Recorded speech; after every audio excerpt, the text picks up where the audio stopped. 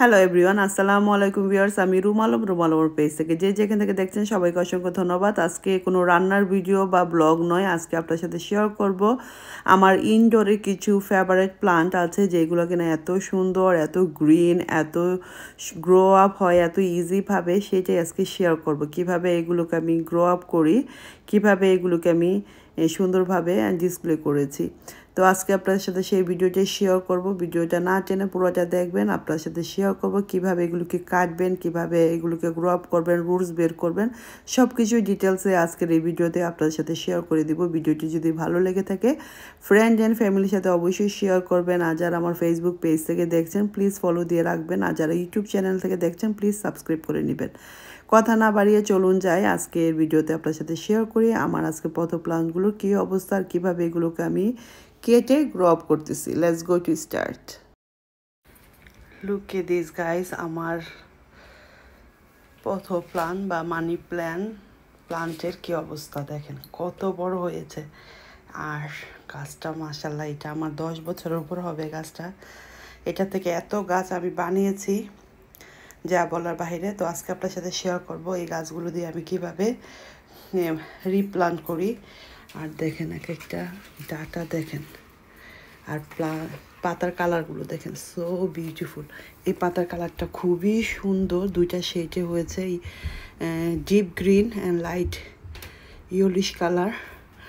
আর এটা মানে এত বড় হয়েছে, এত বড় হয়েছে, অনেক বড়। মানে এগুলো আমি কাটতেছি না, মানে শীত থেকে সামার চলে যাচ্ছে, এখন তো সেপ্টেম্বর মাস চলে আসছে। তো ভাবলাম কিছু পাতা এখান থেকে মরে যাচ্ছে, এগুলি অফ করে দিব। আর আমার এই গাছটা এত বেড়েছে বলার বাইরে, দেখেন কত মোটা ডাটা। আমার আম্মা তো আসছিল, তখন ভাবলো যে এটা দিয়া নাকি মানে লতির মতো লাগতেছে, মানে এই ডাটাগুলো এত সুন্দর হয়েছে, বলতেছে যে লতির মতো লাগতেছে। পান পাতা, খুবই সুন্দর কালার। আমার বাসার ভিতরের পাতাগুলো এই কালার, কিন্তু এইখান দিয়ে জানি কিভাবে এই কালার পাতাগুলো পেয়েছি। তো এই পাতাগুলো আমি এখন কেটে রিপ্লান্ট করব, মানে গাছ লাগাবো। পানিতে ভিজিয়ে রাখলে শিকড় বের হয়ে যাবে, রুটস বের হয়ে গেলে। আসসালামু আলাইকুম ভিউয়ার্স, আমি রুমালম পেজ থেকে দেখেন আজকে আপনার সাথে শেয়ার করব আমার মানি প্লান্টের গাছটা। মাশাআল্লাহ কত বড় হয়েছে, এটা প্রায় 10 বছর হয়ে যাবে। আর এখান থেকে এই ডিসেম্বর মাস থেকে এই সেপ্টেম্বর, এই 8-9 মাস এতগুলো এক্সট্রা বের হয়েছে। তো এইগুলিকে আমি কেটে দিব। আর এইগুলি কেটে কেটে আমি কিভাবে প্লান্ট তৈরি করি সেই ভিডিওটা শেয়ার করব, হয়তো নেক্সট ভিডিওতে অথবা এই ভিডিওতে। তো এগুলি দেখতে এত সুন্দর হয়েছে, আর পাতার কালারগুলো কি বলবো, সো ওয়াসম। তো এখান থেকে আমি কিভাবে কাটি আপনাদের সাথে দেখাবো। 1 2 3 4 5 6 7 8 9 10 স্টিক বের হয়েছে। এখান থেকে 10 স্টিক বের হয়েছে। তো এখান থেকে আমি একটা একটা করে কেটে নিচ্ছি। সো তার জন্য আমার একটা সিজার্স লাগবে, সিজার দিয়ে কেটে নিব। এইটা হচ্ছে সবচেয়ে বড়টা, মানে এত বড়। আর এক একটা দেখেন এই যে কতটুক করে মানে গ্যাপ রেখে রেখে পাতা হয়েছে, বিশাল বড় বড় পাতা হয়েছে। তো এইটা আমি ছোট করে দিব, আমি একদম ছোট, মানে এখান থেকে কাটবো, এখান থেকে কাটবো। দেখাচ্ছে এই যে একদম এখান থেকে একদম ছোট ছোট করে দিব। এইটাকেও আমি এখান থেকে কেটে নিব। এইটা দেখেন, এই যে কত বড়, এখান থেকে কেটে নিচ্ছি। সবগুলো আমি একদম ছোট করে কেটে দিব, কারণ এগুলো কয়েকদিন পরে আবার বেড়ে যাবে।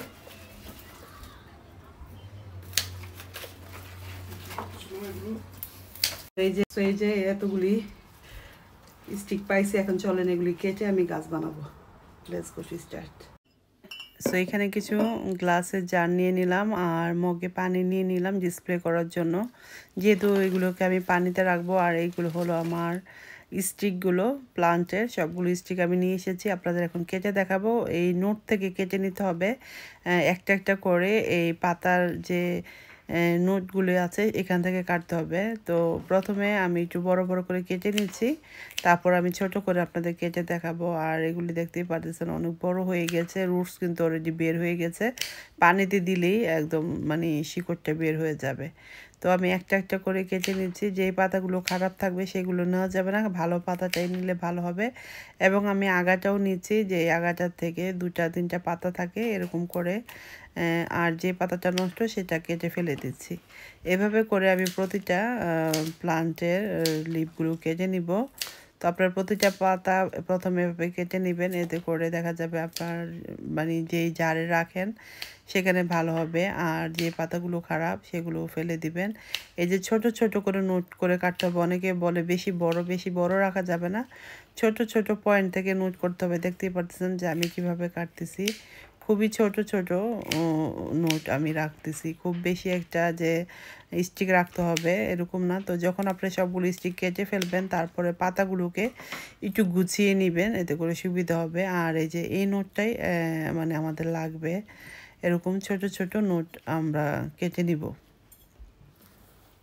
এত বড় করে আসলে স্টিক রাখা যাবে না। অনেকে বলে এত বড় বড় করে কাটতে হবে, এটা রং। একদম ছোট করে কাটতে হবে। তারপর সবগুলো পাতা একসাথে করে গুছিয়ে নিব, যাতে আমার পাতাগুলোকে সুন্দর করে পানিতে ভিজাতে সুবিধা হয়। তো আমি একটা একটা করে পাতা গুছিয়ে নিচ্ছি। আর যেই পাতাগুলো খারাপ সেগুলোকে আমি আলাদা রাখবো, আর যে পাতাগুলো ভালো সেগুলোকে একসাথে করে নিব। তো এখানে প্রায় অনেকগুলো পাতা হয়েছে গুছানো, মানে গুছাতে গুছাতে দেখা যাবে এখানে 30-40টার মতো লিফ জমে গিয়েছে। আর আমি আগাটা নিয়েছি, আগেই বলেছি। তো আগাগুলো আমি এক সাইড করে রাখবো। আর যেই পাতাগুলো একটু ছিঁড়া আছে, রিপ আছে, বা ওই একটু ডার্ক সার্কেল হয়ে গেছে, সেই পাতাগুলো আমি ফেলে দিব। সবসময় চেষ্টা করবেন ভালো পাতা নিতে, এতে করে আপনার গাছটা হেলদি এবং সুন্দর হবে। আর এই পাতাগুলো কিন্তু সহজে মরে না, তো তার জন্য ফ্রেশ পাতা দিয়ে এই মানি প্লান্টের গাছগুলো বানাতে হবে। তো প্রথমে আমি তো আগেই দেখেছি কিছু গ্লাসের বোতলে জারে পানি ভরে নিয়েছিলাম।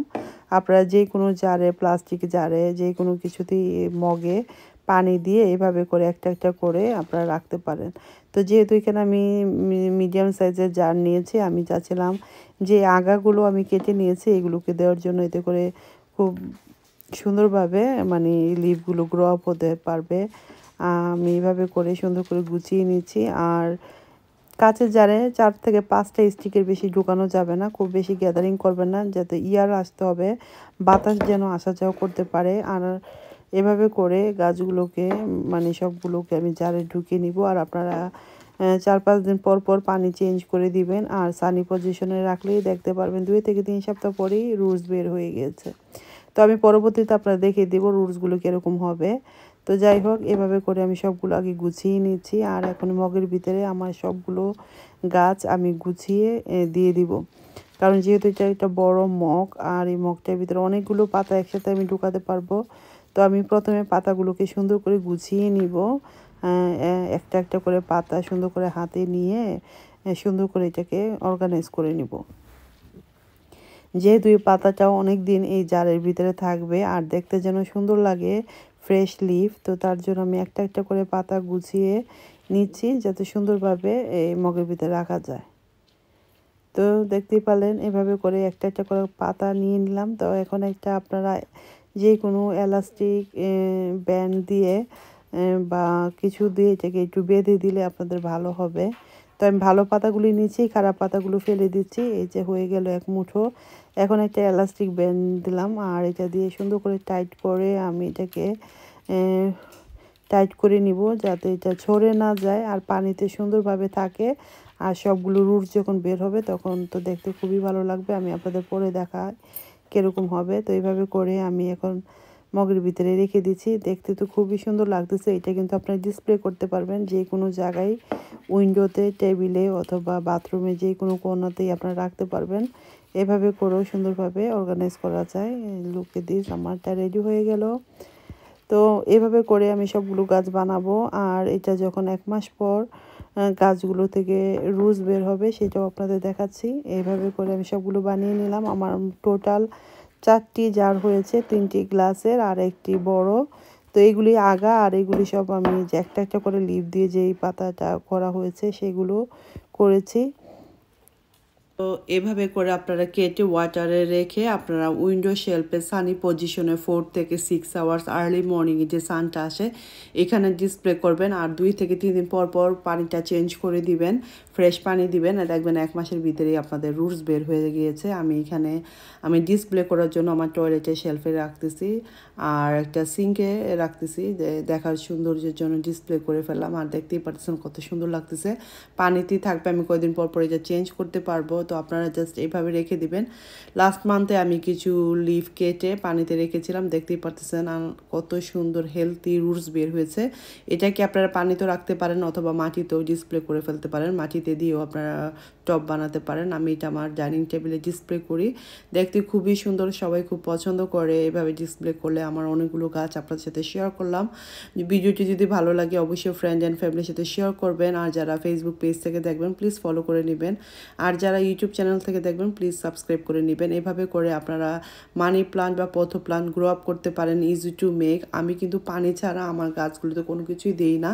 এটা আমার 2.5 ইয়ার্সের প্লান্ট, মাশাল্লাহ দেখতেই পাচ্ছেন কতটা লেন্থ বের হয়েছে, অনেকগুলো স্টিক বের হয়েছে। আর এগুলোকে আমি কয়েকদিন পর পর কেটে দিই। আর এভাবে করে আমি আমার প্লান্টগুলোকে গ্রো আপ করতেছি আলহামদুলিল্লাহ। আপনাদেরও এভাবে করে করলে আই থিঙ্ক সাকসেস হবেন। আপনারা জানেন মানি প্লান্ট বা পথ প্লান্ট একটা এক্সপেন্সিভ প্লান্ট। এই প্লান্টটা আপনারা কিনতে হলে ছোট্ট একটা পটের 5-7টা লিফ কিনবেন, 6 থেকে 8 পাউন্ড। তো আপনারা যদি ফ্রেন্ড অ্যান্ড ফ্যামিলির সাথে থাকে কারো বাসায়, আপনারা ওখান থেকে এগুলিকে নিয়ে আসতে পারেন, এনে এইভাবে করে গ্রো আপ করবেন। আর আমার তো 10 বছরের গাছ থেকে আমি অনেক মানুষকে দিয়েছি এবং নিজের বাসায় পুরা কিচেন ডাইনিং সব জায়গায় আমি ডিসপ্লে করি। আর কয়েকদিন পর পর এগুলো আমি কেটে কেটে এগুলিকে বানিয়ে বানিয়ে মানুষের বাসায় মানে মানুষকে গিফট করি। কেউ যদি এসে বলে আমি এগুলো ওদেরকে দিয়ে দিই। এবং প্লাস আমার বেশিরভাগ সাকসেস হয় আমি দেখেছি আমার কিচেন ডাইনিংয়ে অ্যান্ড লিভিং রুমে, কিন্তু আমার বাথরুমের উইন্ডো শেলফে কেন জানি এগুলি ভালো গ্রো আপ হচ্ছে না। তো আপনারা দেখবেন কোন জায়গাতে ভালো গ্রো আপ হয়, সেখানে আপনারা এগুলি ডিসপ্লে করে রাখবেন। আই হোপ আপনারা সবাই আমার কথা বুঝতে পেরেছেন। Thank you for watching, by.